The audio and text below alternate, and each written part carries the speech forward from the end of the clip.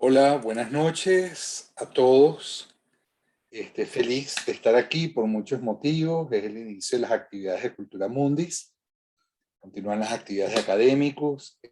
Cultura Mundis viene cargado con una cantidad de cursos, ciclos, conferencias. De verdad que estamos súper entusiasmados.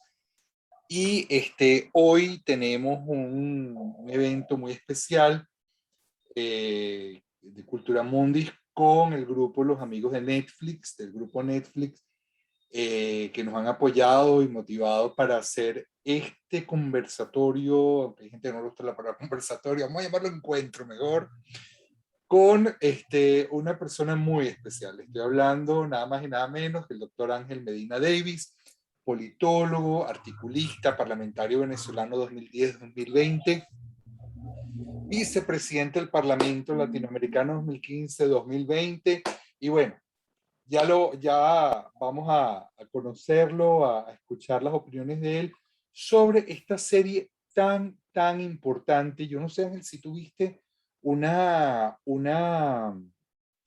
caricatura que salió hoy de un talibán pintándole la media luna a cada una de las estrellas de la, de la De la bandera bandera norteamericana. de la Unión Europea. Grave, grave eso, ¿no? Sí. Lo cierto es que, bueno, estamos tomando como excusa la serie Califato de Netflix, una producción 2020, una serie sueco-jordana que actualmente está transmitiendo Netflix, donde estamos viendo la mirada radical de la ley islámica, y esto es importante, y Ángel nos va a ayudar, porque no es el Islam, es una mirada particular del Islam, de un grupo que comparte con los talibanes esa mirada extrema como son los yihadistas, y su vínculo con el Estado Islámico. Es una producción de Wilhelm Bergman y Nicolas Rekström, de 8 capítulos, 45 minutos cada uno. Si no la han visto, por favor, no dejen de verla, porque creo que es una serie necesaria para todos. Creo que es Vargas Llosa, Ángel, que decía que uno, la sociedad del espectáculo nos calma porque creemos que todo ocurre allá en la pantalla y no nos toca. Sí. Pero el problema está cuando nos salpica, ¿no? Y cuando nos llega cerca. ¿Tú la viste, Ángel? Bueno, Johnny, buenas noches. Saludos a todos los que nos ven. En principio, gracias por invitarme. Claro que la vi. Eh, Tuve la oportunidad de verla hace algunos meses y hace algunos días la volví a ver para recordar y recapitular lo que estábamos viendo. Creo que además el Cineforo se da en un momento importante porque, como todos bien saben, se produjo hace algunos días la retirada definitiva del ejército norteamericano de Afganistán, eh, que viene, básicamente, ese fue un proceso de casi 20 años que llevó el ejército norteamericano junto con aliados internacionales como una respuesta a los atentados del 11 de septiembre. Acabamos además de recordar los 20 años del atentado del 11 de septiembre, que por cierto es de los atentados terroristas más grandes del mundo, de la historia, con la mayor cantidad de víctimas en un solo atentado en registro histórico. Y bueno, creo que en el marco de todo eso se da este cineforo que al final sí trata de hablar de lo que es en este caso ISIS o el califato, pero que de una forma u otra tiene como un tema general que lo abarca, que es el tema del terrorismo, el tema del fanatismo, el tema que lamentablemente está, si bien en términos de números, en los últimos informes que se siguen haciendo, sobre todo, por ejemplo, índices que desarrolla el Instituto para la Economía y la Paz, que desarrolla un índice global de terrorismo, los números en términos de víctimas del terrorismo han venido disminuyendo en los últimos 5 años. Solo darles un dato, Johnny, solo en 2019 13.826 personas perdieron la vida producto de atentados terroristas o de eventos terroristas en todo el mundo. Y estamos hablando de una cifra de casi 16.400 millones de dólares en el año 2019 de afectación económica a los distintos países, siendo los países con mayor cantidad de atentados y eventos terroristas, por supuesto, Afganistán e Irak. Y después hay otros tantos países del África que han sufrido varios atentados terroristas. Entonces, en todo ese marco de números de lo que estamos viendo, es importante hablar de esto. Es importante hablar de esto por varias razones. Lo primero, y es que quiero compartir con ustedes un concepto que viene trabajándose hace algún tiempo en el orden global, que tiene que ver con la gobernanza global, la búsqueda de comprender y de entendernos a través de los mecanismos multilaterales, de generar mecanismos que permitan que la sociedad global pueda tener mayor armonía, pueda tener mayor justicia, y que los distintos actores que participan en esa sociedad global, especialmente los gobiernos, puedan tener un papel preponderante para que todos los elementos de la gobernanza, todos los elementos que están alrededor de la ciudadanía global, puedan conjugarse de manera perfecta, y no perfecta, pero sí con un equilibrio que permita armonía, que permita garantizar desarrollo, que permita garantizar paz y que permita garantizar prosperidad. Entonces, Sí, en ese Ángel, marco de la pero fíjate, te voy a interrumpir un momentico, Ángel, porque sí, tú estás aquí como politólogo, yo estoy aquí como psicoanalista, y acabas de tocar unos temas fundamentales que la serie plantea ya desde el primer capítulo. Tú estás sí, hablando como politólogo y desde un punto de vista global sobre el tema de la justicia. sí, Y yo creo, y lo quiero un poco abrirlo a discusión contigo, porque nosotros estamos enfrentando al Islam considero, desde los lentes de Occidente, pero los talibanes lo que están haciendo es un acto de justicia. Es un acto de justicia contra un Occidente que los ha de una u otra manera contaminado, como ellos mismos dicen, contra un Occidente que de una u otra manera, con todo lo que sucedió a partir de la invasión de Rusia, los ha humillado, y esto es lo que ha hecho que ganaran tantos adeptos, por lo menos los Pashtun y el grupo talibán. Entonces, sí. a mí me preocupa, y es una cosa que me gustaría escucharte como politólogo, cómo se enfrenta un grupo que de hecho ayer estaba viendo unas estadísticas donde pasmosamente ya le está tocando los talones el islamismo al cristianismo a nivel de adeptos. Sí. ¿Qué pasa que un grupo y grande, que nosotros en Occidente los vemos como terroristas, pero que sin embargo están cada vez ganando más adeptos entre Occidente, y que nosotros lo estamos permitiendo? Bueno, lo más importante ahorita, Johnny, creo yo, es... Y Ángel, Sí, no, que yo creo que lo más importante ahora, y creo que es muy importante además este primer concepto, es entender que el mundo no es una lucha de religiones, es entender que básicamente la búsqueda es poder entendernos dentro de la diversidad, y eso es parte de los esfuerzos internacionales y globales que se están dando. Y que esa búsqueda pasa por el reconocimiento del otro, y que no se trata de cuántos adeptos tenga, o cuántos musulmanes, o cuántos cristianos, o cuántos judíos, o cuántos budistas existan en el mundo. Se trata de ver qué mecanismos globales existen para que podamos coexistir en armonía, reconociéndonos al otro, uno al otro, y entendiéndonos que en el marco de nuestras diferencias y nuestras creencias y nuestras profesiones de fe, o nuestra fe, podemos construir un mundo que podamos insertarnos todos y podamos estar todos. ¿Cuál es el problema de esto? El problema es que si bien hay un esfuerzo por armonizar todo esto, claramente el mundo también está compuesto de extremos. Y los extremos son los que de una forma u otra hacen que exista o que se redoblen los esfuerzos para permitir convivencia. Porque los extremos son las organizaciones terroristas, los extremos son esas organizaciones que especialmente atacan lo que te comentaba hace rato de la gobernanza, que es el fanatismo y el terrorismo, que parecieran las mismas cosas, pero no lo son. Y de una forma u otra, este fanatismo, ese terrorismo, es parte de los esfuerzos que se están haciendo para poder librar la batalla por entendernos, la batalla por entendernos en un mismo mundo, por entendernos como hombres y mujeres, o mujeres u hombres globales, ¿no? Entonces, un poco el fanatismo está presente en todas las sociedades.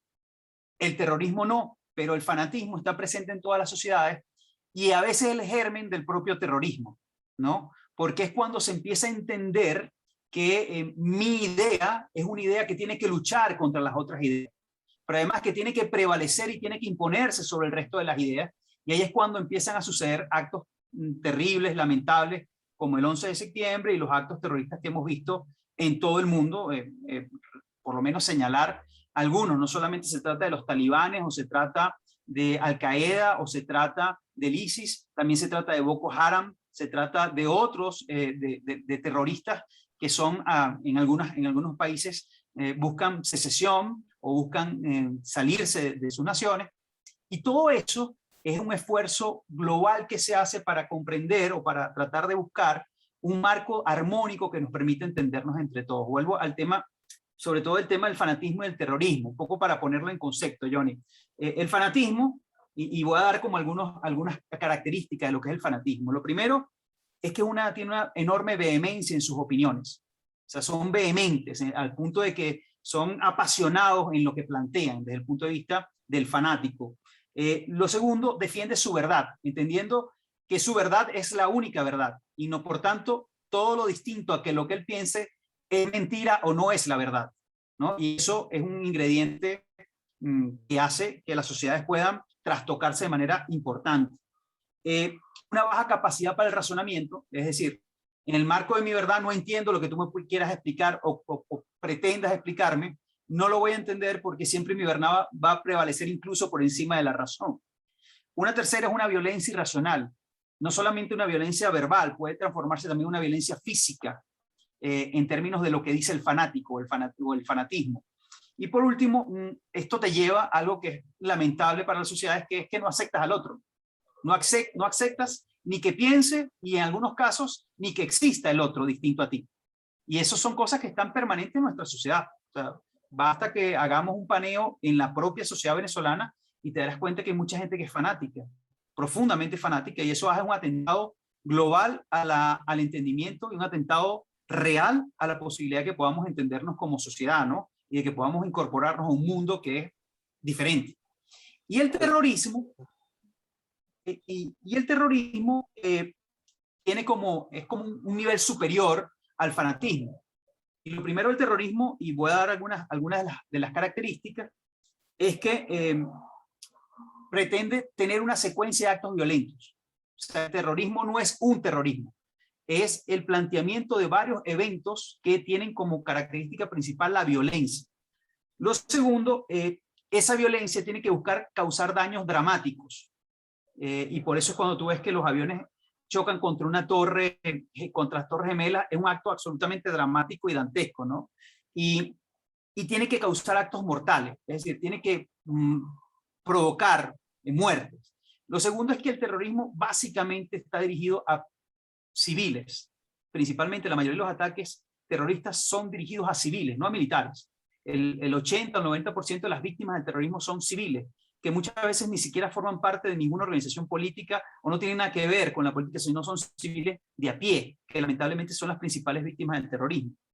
Esto te lleva a entender que el terrorismo es un acto político en sí mismo, porque busca un objetivo político. En el caso de los talibanes, es la recuperación de Afganistán y instalar la Sharia, que es la ley musulmana, en Afganistán. Pero en el caso de ISIS, es la creación de un califato, como lo vimos en la serie, ¿no?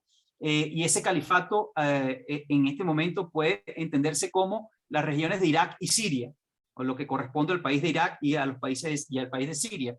Todo eso debería ser el califato, lo que fue el inicio de la religión musulmana, ¿no? En tercero, todo atentado terrorista o todo terrorismo es un acto planificado y organizado, es decir, es premeditado, porque tiene un objetivo político y por tanto tiene un proceso previo de organización, de pensamiento, de búsqueda de recursos, de tratar de captar personas, y eso podemos hablarlo dentro de un rato. Y una de las cosas muy importantes, por eso se llama terrorismo, que tiene que crear, cada acto terrorista que está planificado y pensado, como lo digo, tiene que crear miedo. Y lo que busca es que cree miedo. Y ese miedo tiene que llevarte a que tú como ciudadano no empieces a creer en tus instituciones. Si de repente explota una bomba en un centro comercial de una ciudad importante, entonces tú empiezas a decir, bueno, ¿mi policía sirve o no sirve? ¿El Estado sirve o no sirve? ¿Me va a garantizar la seguridad o no? ¿Debo salir de mi casa o no debo salir de mi casa? ¿Volveré a estar otra vez en sitios públicos o no volveré a estar en sitios públicos? Porque eso es uno de los objetivos fundamentales del terrorismo. Y lo tercero es que en ese forzar y debilitar instituciones, busca forzar decisiones. Muchas veces los atentados terroristas, por ejemplo, hago atentados terroristas para que se vaya el occidente de mi tierra, para que se retiren tropas de mi tierra.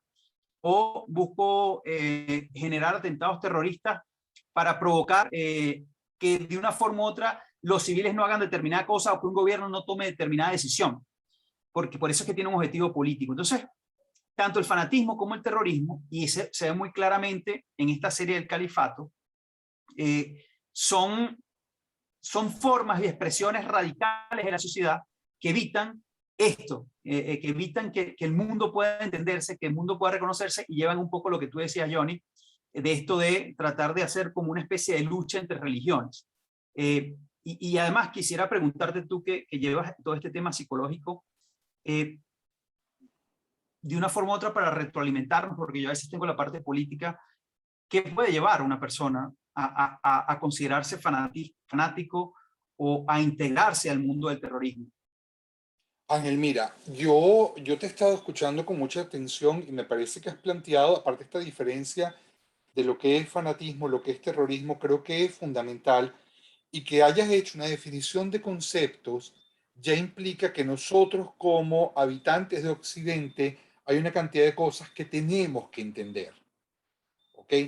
Lo que a mí me preocupa, y dentro de lo que tú estás planteando, en primer lugar es que todo esto plantea una política de quiénes se deben aceptar y quiénes no se deben aceptar como inmigrantes, porque eso además como venezolanos nos toca y lo que implica además desde el punto de vista de la xenofobia. Segundo, viendo la serie, yo en el año 94, 95 tuve la oportunidad de vivir un tiempo en Suecia. Justamente quiero recordar que esta es una producción sueco-jordana. Y estando en Suecia, justamente la zona donde yo vivía era la zona que llamaban la zona de los musulmanes, porque ya de una u otra manera estaban empezando inmigrantes que estaban yendo para allá. Tenemos que recordar la penúltima novela de Houellebecq, donde habla de una Francia musulmana, ¿ok? Y esto es un elemento importante. Entonces, aquí en Venezuela tú ves que cada vez la comunidad árabe o musulmana, América Latina, cada vez más. ¿Qué me preocupa a mí? Que no solamente es un choque religioso, como tú muy bien lo acabas de plantear, es un choque cultural, porque yo creo que o sea, la historia se repite. ¿Qué quiero decir con esto? Tú te pones a ver en la historia de los grandes imperios, las grandes civilizaciones, y para uno poder reinar necesita destruir, desaparecer a otra cultura. No en vano los romanos decían hay que quemar las barcas. Es decir, llega a un sitio y quema las barcas para que tus guerreros violen, maten, se casen y desaparezcan se casen con las personas que hay allí y impongan la manera de pensar, la manera de creer, impongan otra cultura. Entonces, cuando hablábamos de esa estadística al principio, asusta porque de una u otra manera se están aceptando una cantidad de patrones, sea por esnovismo, sea por convicción, sea por caída de los ideales en Occidente. ¿Y qué me preocupa? Que si tú te pones a ver grupos como los Pashtun, grupos como los que mencionábamos anteriormente, muchos de ellos incluso sus culturas, su religión, perdón, su manera de interpretar la religión es pre el profeta Mahoma, es preislámica. Entonces, esto es una involución. Y yo entiendo el punto de vista que tú lo estás hablando desde un punto de vista global, pero ¿qué está pasando? Y tú me lo preguntas como psicoanalista, ¿qué está pasando en términos de identificaciones? ¿Qué está pasando en Occidente en términos de ideales?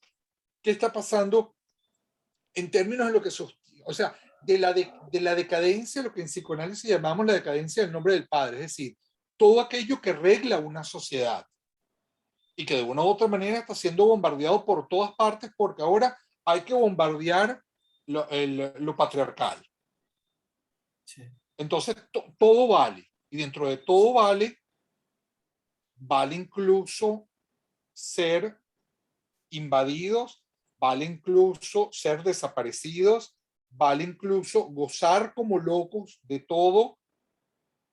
Yo no sé, para mí la situación es verdaderamente preocupante. Y Califato, y aquí vuelvo para cerrar, el hecho de que te lo marque en esta interacción desde Suecia, uno de los países más avanzados del mundo, y que ya tú veas cómo en lo más mínimo de los núcleos comunitarios esta gente está infiltrada, ya es preocupante. Sí. No sé qué piensas como desde tu punto de vista.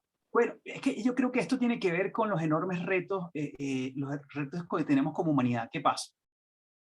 En las últimas décadas, nosotros estamos asistiendo a un poco lo que llamaba Moisés Naín las tres revoluciones.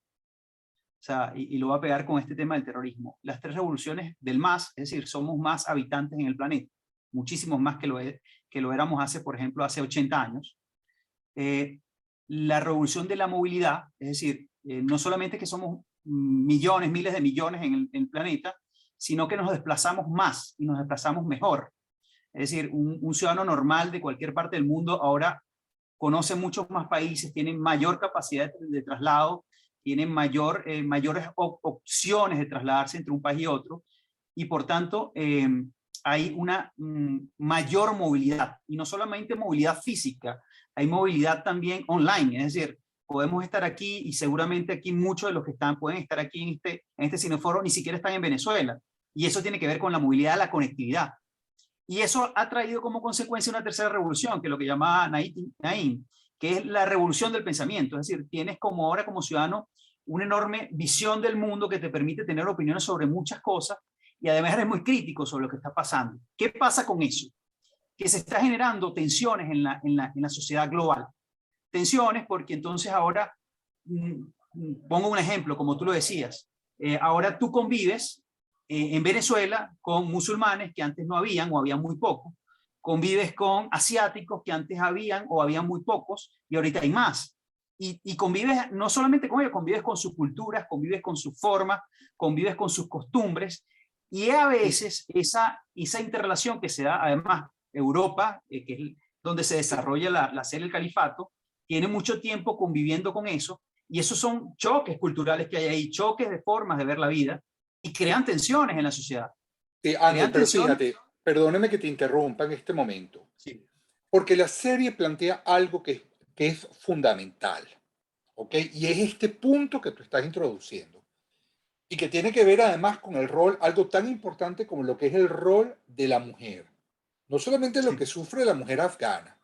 Fíjate, por ejemplo, tú te pones a ver los tipos de los personajes que están implicados en la serie.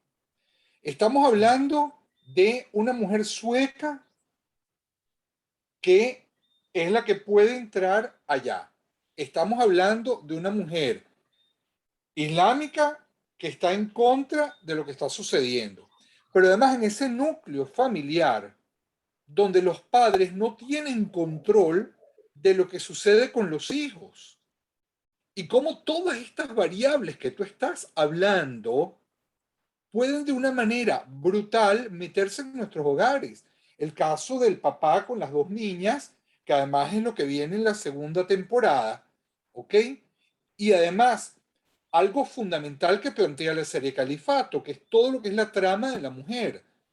¿Qué pasa con mujeres que aceptan este tipo de tratos y qué pasa con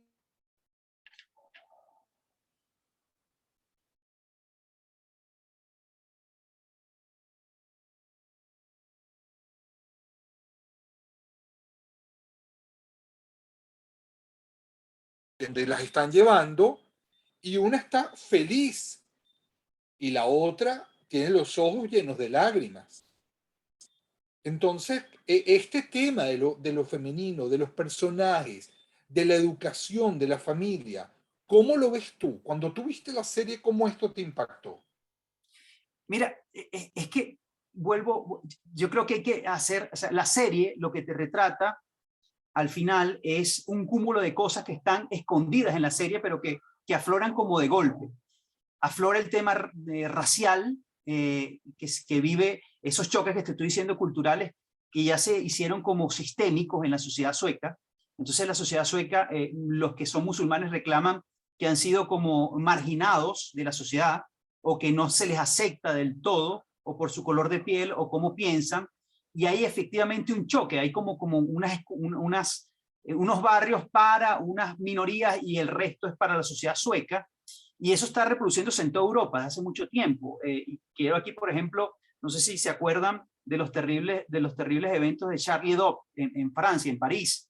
Eran dos jóvenes franceses, pero de origen, o sea, cuyos padres eran árabes y cuyos padres eran musulmanes. Y estos fueron jóvenes nacidos en Francia, criados en Francia bajo el sistema francés, y visto lo que habían recabado de toda su vida, de sentirse esa marginalidad, de sentirse marginado, de sentirse por ser hijos de, no podían participar de manera absoluta en la sociedad, empezaron a crear resentimiento. Y esto es como lo que te digo de los choques que se están dando en la sociedad. Y al final esta serie del califato lo que te hace es expresarte esto. Cuando tú ves, por ejemplo, las historias de los que vieron la serie, de Zule y su hermana, Lisha. Y es la historia de Kerima, por ejemplo. ¿Quién es Zule y quién es Lisha? Hijas de inmigrantes que decidieron abandonar la religión para poder entenderse en el mundo sueco. Y eso evidentemente con una familia que además no decidió abandonar la religión. Entonces es como esos choques de por qué yo estoy aquí, por qué a mí me tratan de una forma distinta al resto de los suecos. ¿Yo soy sueca o no soy sueca a pesar de haber nacido aquí? ¿Tengo los derechos o no tengo los derechos de un blanco? Esas son las cosas que empiezan a estar allí y que los grupos terroristas empiezan a medrar para generar mayor conflicto. Y ese es su trabajo, esa es su labor. Y el caso de Kerima, por ejemplo. Claramente Kerima es una joven con un padre alcohólico y por tanto es un padre que viene de las guerras de Serbia, entonces, que además son musulmanes, viene trastocado de un mundo de guerra y por tanto entonces su respuesta a sus hijas de violencia, por tanto la hija siente que no solamente no se siente en hogar, sino que el resto de la sociedad tampoco es su hogar, porque no se entiende en su cultura eso. Entonces se empiezan a crear como esa especie de roces. Y en la serie también aparecen unos hermanos suecos, blancos, catires blancos, que son hermanos, pero que se sienten desplazados porque son pobres o porque no tuvieron oportunidades o porque su madre no los atiende. Entonces, todo ese cúmulo de cosas de base social de conflicto que hay allí, como lo hay en toda sociedad, es lo que utilizan los grupos terroristas para medrar y empezar a iniciar un proceso de captación de personas, porque no todo el mundo al final es fanático ni todo el mundo es terrorista, pero basta que existe un terrorismo para que haga mucho daño, ¿no? Ok, fíjate, voy a tomar una intervención de Dina Cooperstein que nos pone, entonces pasa por un problema de identidad. Es decir, hay un vacío en la cultura, hay unos individuos desplazados, como tú muy bien lo señalas, los dos hermanos suecos, ¿ok? Que sienten que aquí consiguen un lugar, que hay un algo a lo cual aferrarse, un algo a lo cual poder identificarse. Estamos hablando del tema de las exclusiones. Sí. Las dos hermanas que sienten que son, pero no son, perteneces, pero no perteneces. Entonces la serie de una u otra manera nos está mostrando un problema de ideologías, un problema de identidad y también nos está mostrando cuál es nuestro lugar en el mundo de hoy, en este mundo globalizado. ¿Cómo podemos lograr pertenencia y una pertenencia empática además que tenga que ver con nuestros valores? Y sin embargo el desplazamiento, y me encanta que saques la subtrama de los dos hermanos, porque además el hecho de que, y me perdonen los que no han visto la serie, pero voy a hacer un spoiler, el hecho de que los hermanos maten a la madre, ¿ok? O sea, que los hermanos maten a la madre sueca. Para mí es toda una simbología, están matando a la madre Suecia. Ya nos está hablando, como Dina muy bien lo señala, de esa ruptura en la identidad. ¿Cuál es nuestro lugar como ciudadanos del mundo? Porque tú ves en Afganistán, 21 prohibiciones tiene la mujer afgana, pero no son todas las mujeres afganas las que están en contra y están sufriendo lo que dicen. hay mujeres que aceptan además todo esto. Yo no sé, Ángel, ¿qué te pareció a ti Sí. la escena en que ella sale caminando en la noche con el bebé y le llega la policía y la van a golpear? Y que incluso cuando el esposo comenta lo que ella está sucediendo, dice, bueno, golpéala. Tú sabes que eso está permitido, pero por lo menos la lapidación no está en el Corán. Entonces tú hablabas al principio del concepto global de justicia, pero el problema está en que la justicia la escriben los hombres. Por favor, los participantes que quieran escribir sus opiniones, sus preguntas a Ángel Medina o a mí, con muchísimo gusto, vamos a interactuar entre todos para hablar de este tema tan polémico. ¿Qué escenas te impactaron a ti en Sí, la sí, lo serie, que Ángel? pasa es que yo,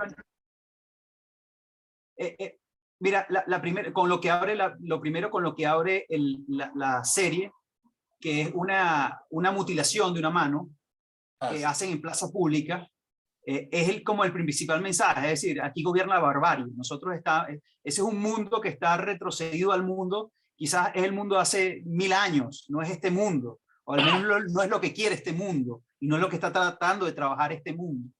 Y te refleja la barbarie, y te da a entender cómo puede convivir una sociedad barbárica en los años 2020, en el 2020, ¿no? Y cómo esa sociedad puede además crear, aunque sea una minoría, porque al final son muy pequeños frente al resto del universo o frente al mundo, son pequeños, pero esa pequeña minoría tiene una capacidad comunicacional, una capacidad de crear, de generar ruido que alarma, ¿no? Que alarma y que obliga a las instituciones a tomar medidas. Esa me llama mucho la atención, pero al final me llama mucho la atención otra escena que es reveladora. Es cuando la niña Lisha, es una niña, porque tendría 13 años, o sea, ella hace un Sí. papel de una niña de 13, 14 años, al final dice, es que yo me quedo porque este es mi hogar, yo no me voy a ir.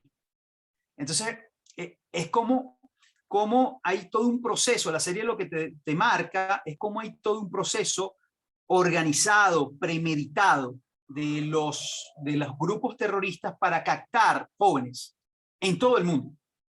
Y ahí es un proceso Bueno, organizado, muy premeditado. Y fíjate que usa, Margarita, ajá, y ma- usa ujú. esta crisis económica y social que viven las naciones, aunque sean naciones desarrolladas como Suecia, para poder captar jóvenes que se sientan fuera o excluidos, ¿no? Fíjate que Margarita Marila Rodríguez hace una observación interesante. Ella pone, asimismo existe un problema de profunda ignorancia en lo que toca, atención, al mundo global, un imaginario distópico, un imaginario distópico. Es decir, algo que se escapa de una utopía que está servida. Pero la pregunta es para dónde va. Cecilia Rosler te tiene una pregunta. Si estamos globalmente conectados, ¿cómo estas ideas tan fundamentalistas siguen calando, aunque sean gente ignorante? Ups, ahí te dejo esa, Bueno, Ángel. la pregunta es si estamos, no, la pregunta, Johnny, es si estamos realmente conectados.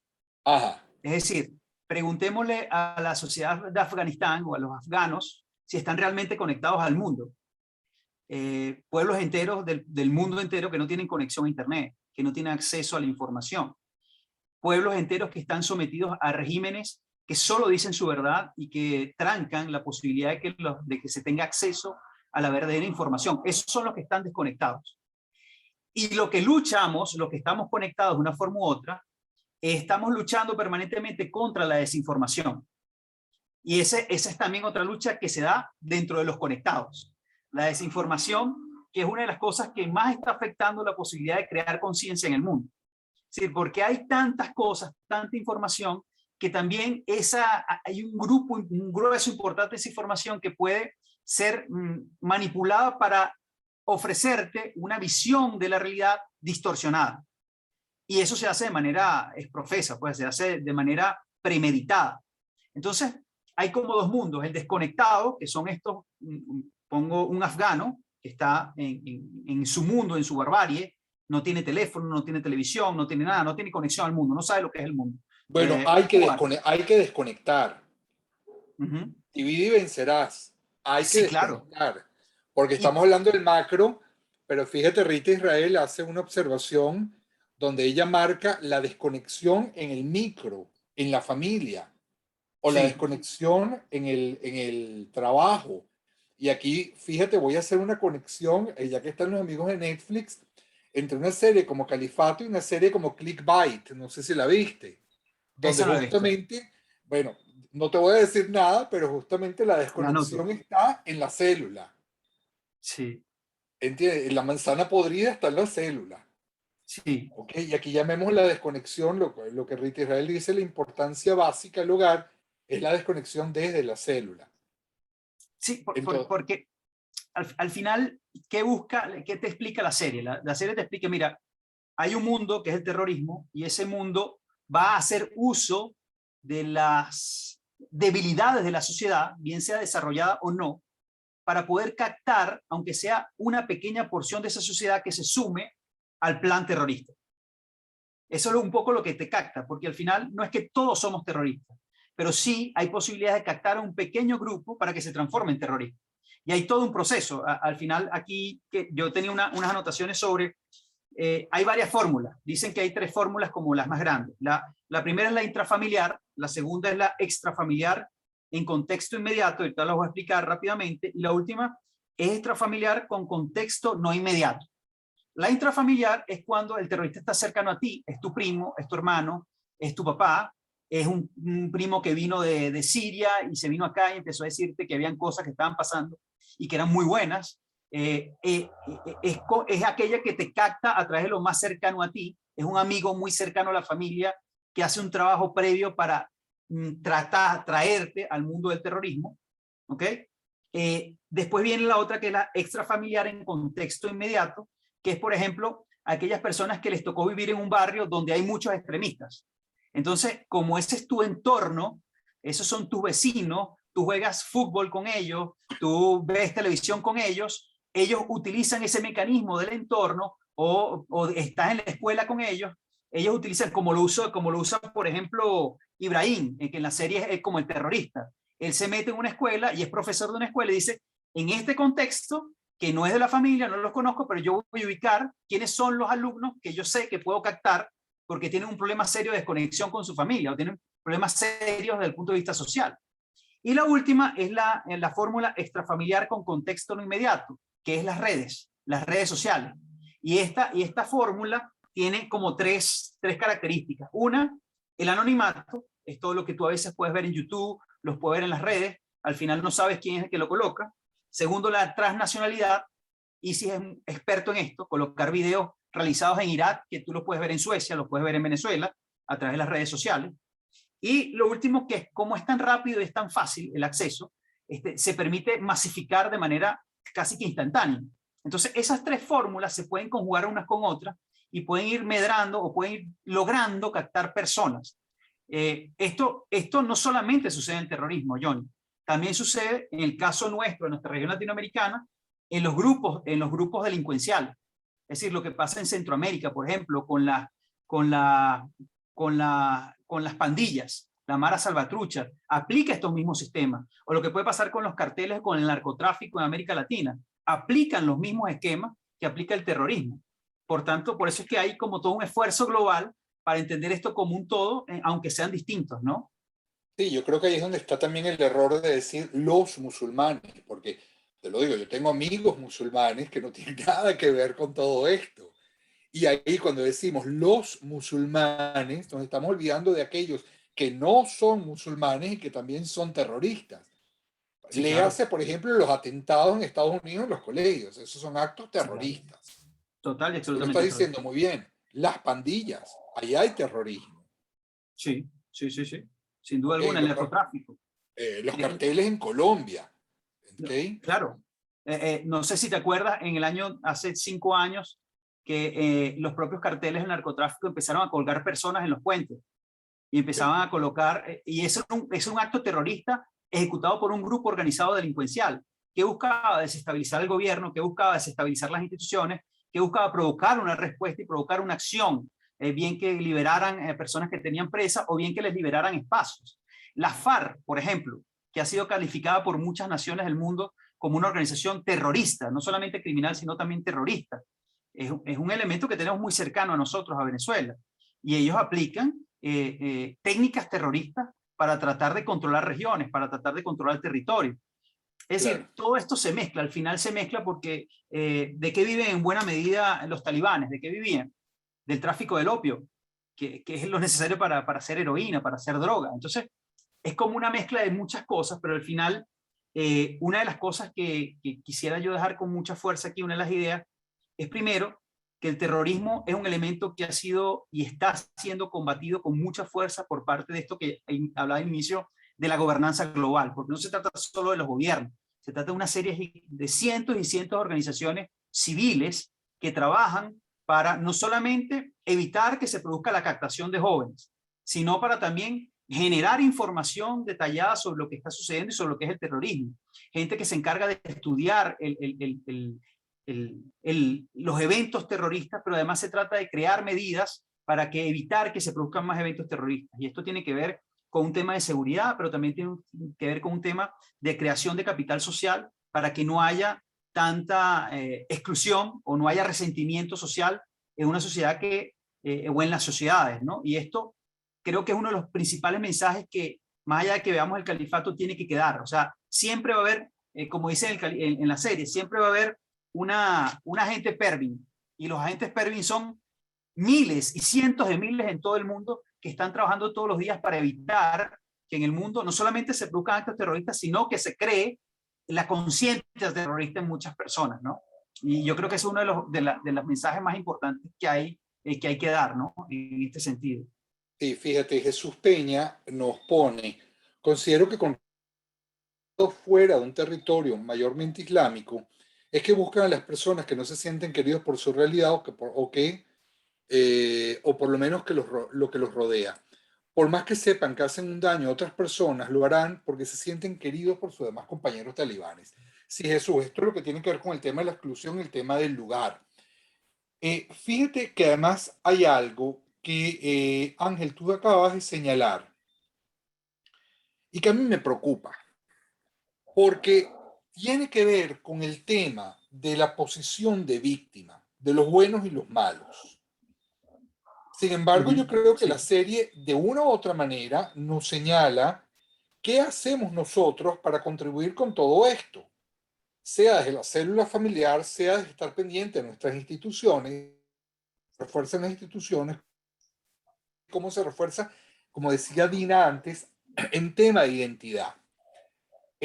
Yo te escuchaba hablar ahora en Cultura Mundis, Luis Bond, vamos a tener con él un ciclo que a mí me resulta muy atractivo, que es el sitio que se llama Los Trabajos de Hércules o de Heracles.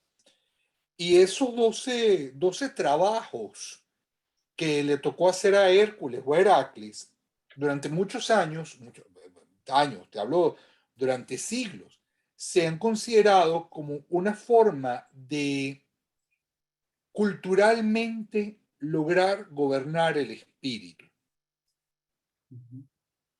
La cuestión está, por ejemplo, en la pelea con las Amazonas, la pelea contra la Hidra de Lerna, etc. La cuestión está, ¿qué es lo que tiene, pensando en esos trabajos de Heracles, de los cuales Luis Bond nos va a hablar? ¿Cuáles son los trabajos del hombre y la mujer contemporáneo para poder conquistar su espíritu? Cuando hemos visto en esta conversación y en una serie como la de Netflix, que todo esto se da en espíritus quebrados, en identidades rotas, en huecos en los valores, en vacíos culturales y sociales. Y en la medida que esto pase, es un molde perfecto para que encaje aquello ajeno que ofrece una ilusión. Entonces, creo que todos deberíamos hacernos las preguntas, ¿cuáles son nuestros trabajos como habitantes de estos tiempos? Al igual que en aquel momento lo hiciera Heracles, para poder sostenernos en una sociedad, entre comillas, sana y como en lo que tú eres experto, como ustedes, los especialistas en lo global, apuntan a la salud del individuo social. Fíjate, Ajá. Fíjate, ahí hay una interrogante que decía que los terroristas están ganando terreno. Y la verdad es que los informes, por ejemplo, del Índice Global de Terrorismo te dice que no. Te dice que los terroristas en los últimos 5 o 6 años se redujeron la cantidad de muertes por actos terroristas, se han reducido la cantidad de personas que se capta para el terrorismo y por tanto también se redujeron la cantidad de actos terroristas en sí mismos, no solamente los impactos, sino la cantidad. Y esto tiene que ver con lo que me preguntas. ¿Por qué? Primero, porque el mundo, ¿qué está haciendo? No es que lo que debe ser, lo primero que está haciendo es creando o buscando en mejor medida crear instituciones inclusivas. ¿Y eso qué te quiere decir cuando hablo de instituciones inclusivas? La reformulación de los estados, la reformulación de sus políticas, el entender que la mirada compleja de la sociedad es un acto necesario para todo aquel que tenga un cargo de poder o de representación política. Eso es fundamental. El entender los esfuerzos institucionales que se están haciendo, por ejemplo, para que se produzca en los distintos niveles de representación política del mundo la paridad de género o la inclusión de distintos sectores, porque esas miradas permiten crear inclusión y la inclusión genera pluralidad. Y la pluralidad en las instituciones políticas te lleva a crear normas plurales e inclusivas. Y eso es un esfuerzo que se está dando, por un lado, desde el punto de vista político, pero por el otro lado, se ha venido dando todo un esfuerzo que yo pudiera catalogar como policial.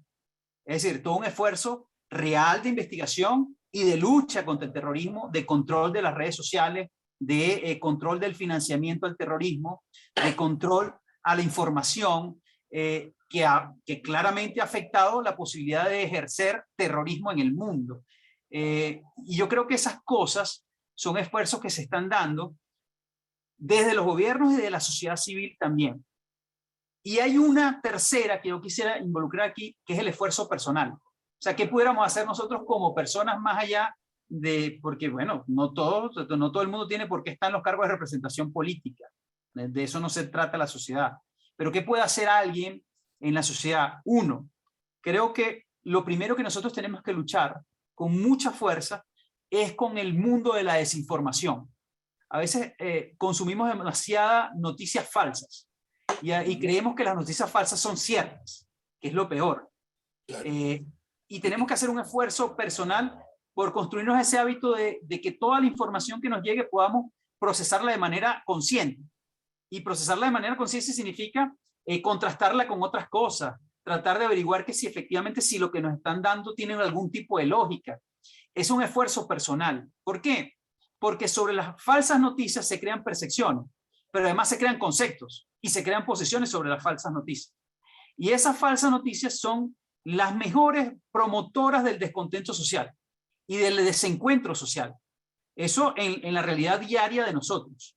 ¿Qué otra cosa podemos hacer nosotros desde el punto de vista personal?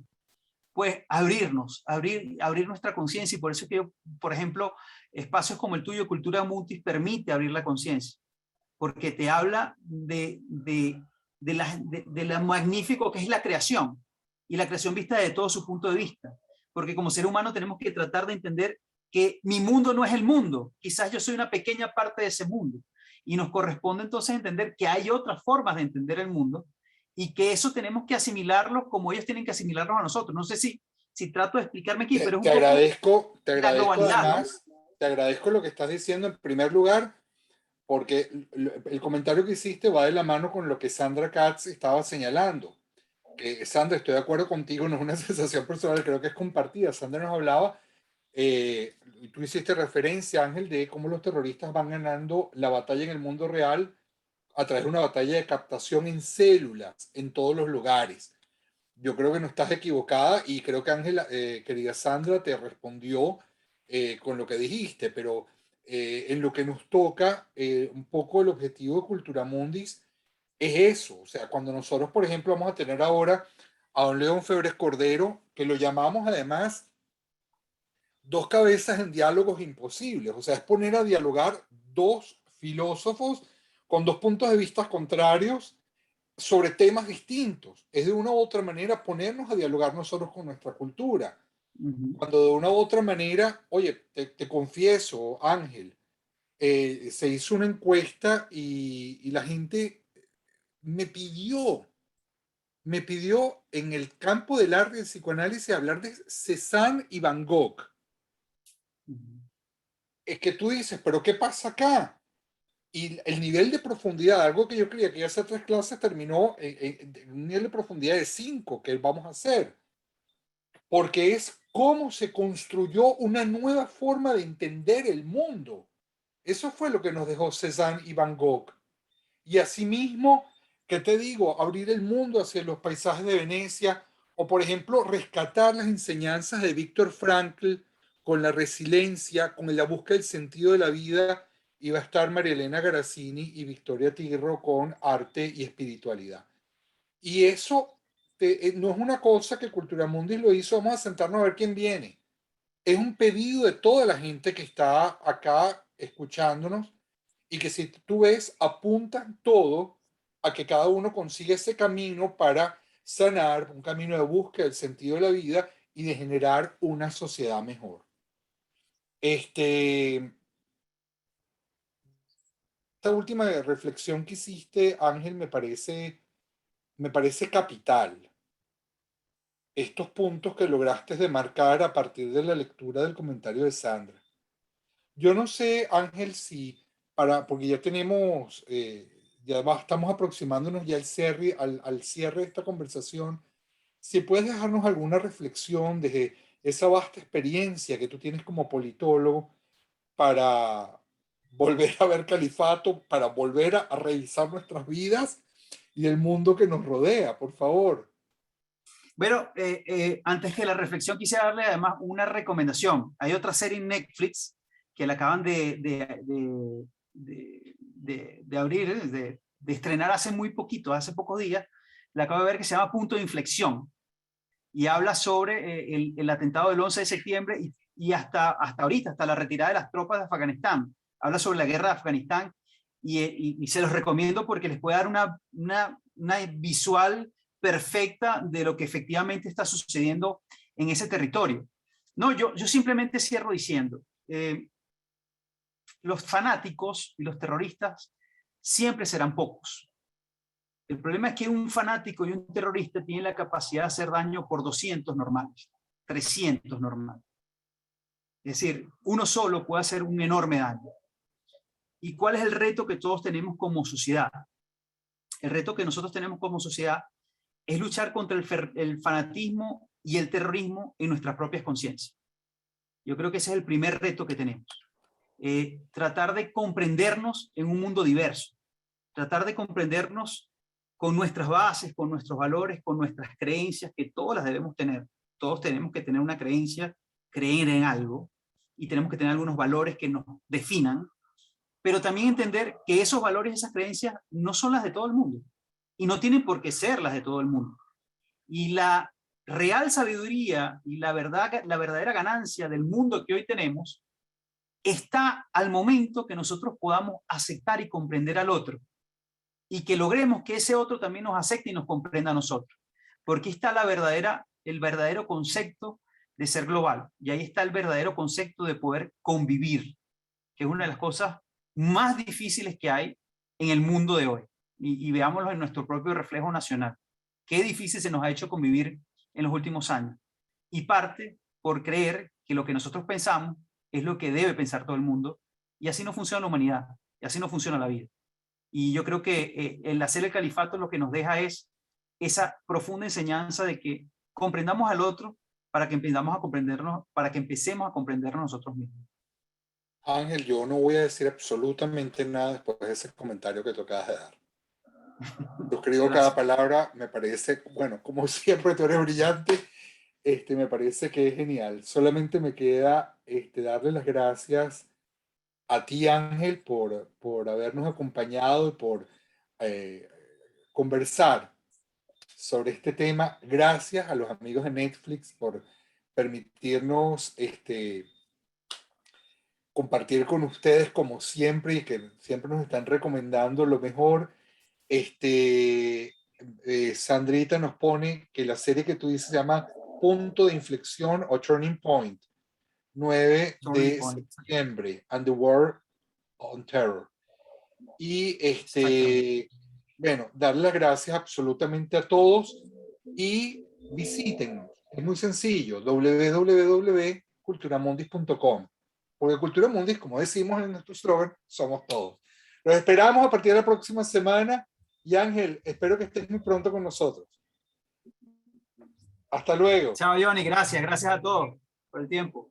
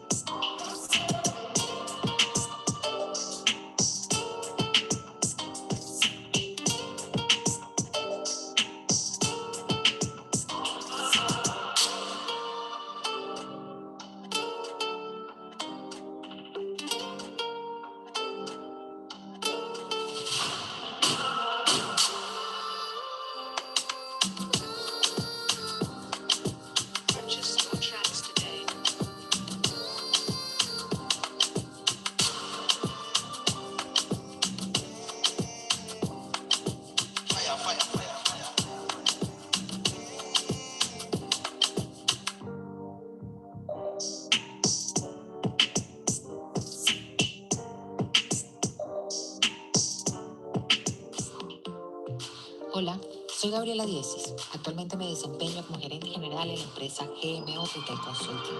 Como consultor, disfruto preparando emprendedores en el desarrollo de sus ideas y proyectos. ¿Cómo lo hago?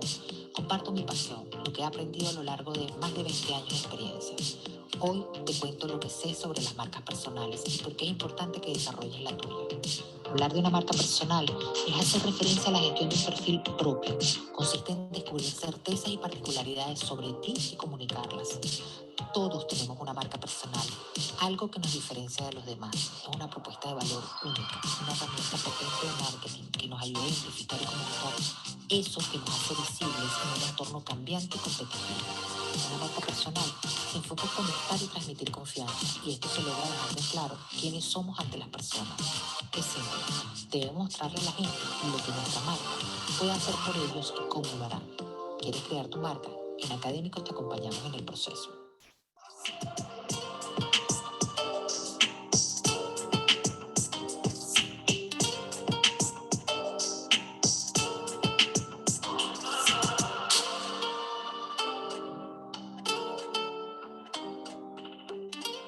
Ahora inscribirte en nuestros cursos es más fácil que nunca. Solo debes ingresar en nuestra página web www.culturamundis.com. Una vez dentro podrás ver todas las opciones que tenemos para ti. Si quieres elegir algo, solo dale clic y eso te llevará a la página de compras. Para comprar un producto solo debes dar clic en Comprar y posteriormente en Añadir a mi carrito. Una vez que elijas todo lo que quieras, podrás ver tu carrito. Para hacerlo, solo da clic en Ver mi carrito y posteriormente en Finalizar mi compra, lo que te llevará a la página de facturación.